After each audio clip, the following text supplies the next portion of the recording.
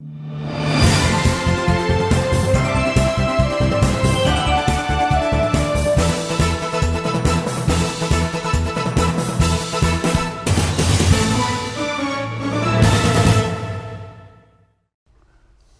dear folks. Welcome to the show, Jack Chow, on the East-West Show with G&E TV.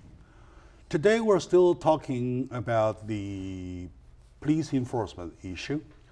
And yesterday or the day before, we had a show for the first time talking about the so-called militarization of local police enforcement, because we have a surplus of equipment supplies to the military, so that we want to get rid of. That's the word about it. And the news has it, lots of cities are getting the supplies from the military, and the items are ranging from armored trucks, like tanks, to grenades and the pyramids. Right? So, everything. Funny. To continue talking about on the subject, we would like to hear both sides of the coin, to make it clear.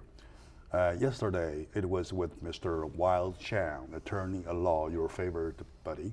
I liked him. I like him a lot. Yes, we made some points, and at least he made some points about that, and you could probably see how strongly he's opposing that, and of course, including part of me. And partially, I believe what he said was right, but not 100%. That's why I extended my second invitation to Mr. Ken Hemming, my good friend, reliable friend for years, and also big supporter of the G&E TV. I love you guys. And being a writer himself, he is known for his masterpiece of Life is Simple, 100 Words to Live By. Thank you. Which will probably you'll start to see everywhere in bookshops and even online. So anyway, today we're not talking about his books, we're talking about his concept, right? So now, I believe you have heard about the news. I mean, tons of news about the weapon thing, right? The militarization, to use the right word, as the media has it. What's your comment about that, please? Well, like yesterday, thank you for letting me be here. And one thing I appreciate so much about you, Mr. Su, G&E TV, is you have people talk about a similar subject, and you get all different angles and opinions. Yes. So the that's very, thing, yes. That's very honorable, admirable. Like yesterday, I probably read 3 or 4 hours. I Googled militarization of police, and so I read. And one little background, just because I think it's helpful to everybody, is the start of community policing was about 1829 in London by Sir Robert Peel. Before, of course, there were army and military things that would control the citizenry, but that's where that started. And then one of the other major turning points or developments was after the Watts riots here in 1965.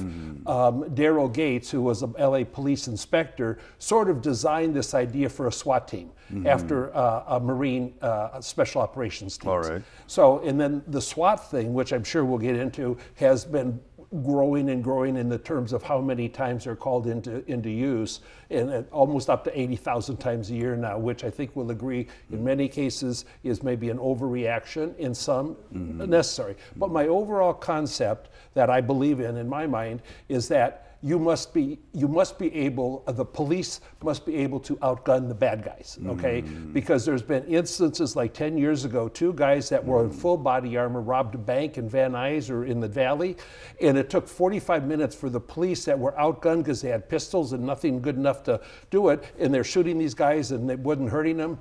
So it was a real thing of being outgunned by the bad guys.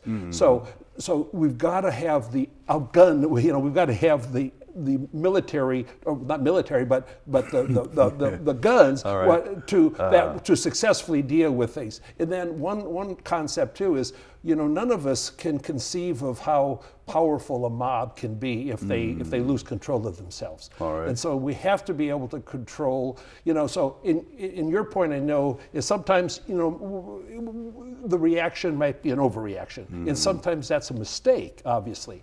But we have to have the ability to keep civility in our population. Okay. All right. Thank you for the long statement. Sorry. I'm not saying there's an excessive statement. I'm saying that it's a lengthy statement. It's strong enough to depict where you stand. It's a background statement. Yeah, or a background statement. For the development of what's happening. So before we touch the real comment, though, can we specify ourselves to the point of a definition? Okay.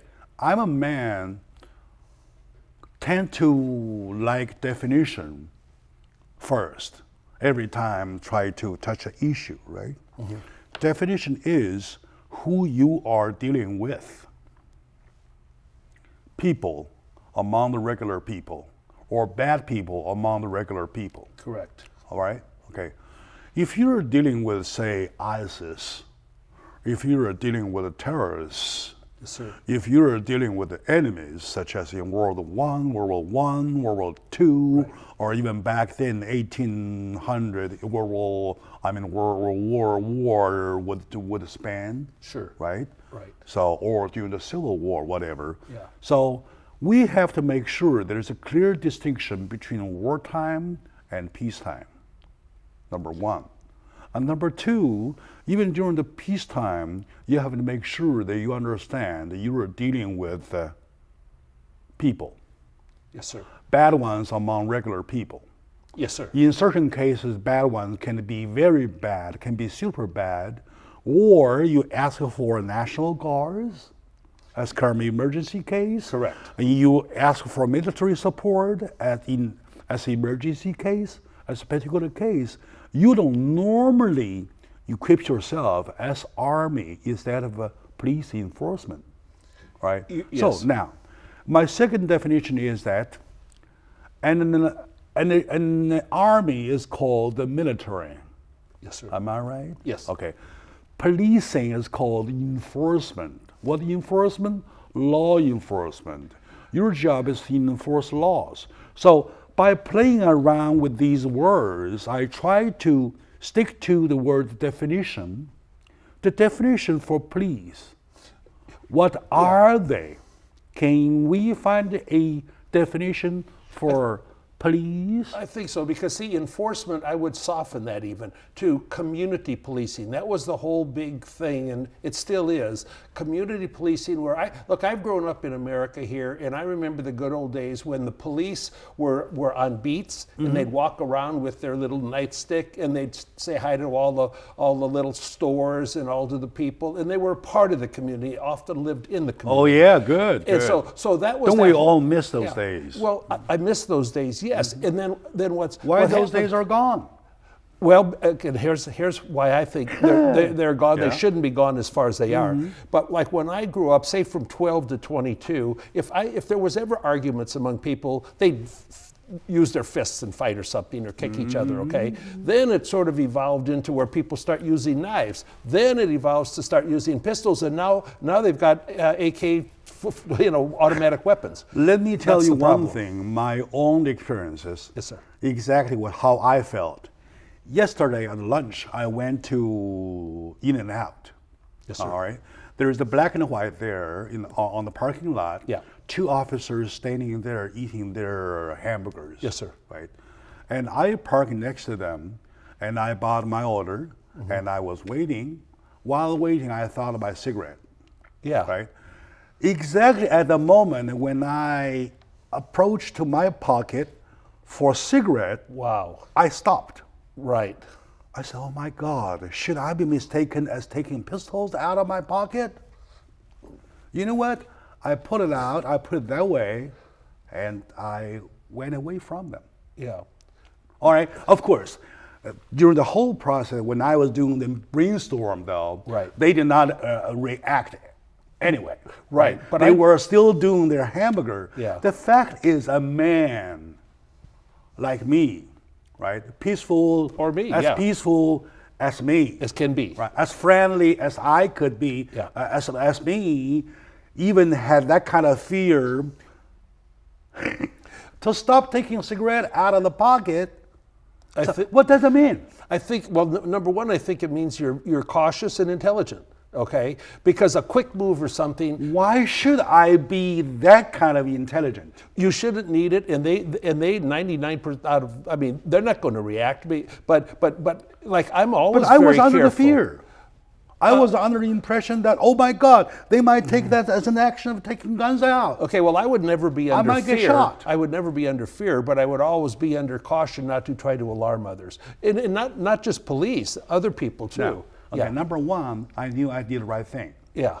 Number two, right, much to my chagrin, why would it be a peaceful, law-binding taxpayers facing his own servant, which are the ones hired That's to right. protect us, feel that kind of fear at the moment of sticking a hand into the pocket just for a cigarette in a peaceful moment at lunchtime out of In-N-Out of burger. Well, sort of subconsciously, you're impacted by Some the things. tragedy is happening.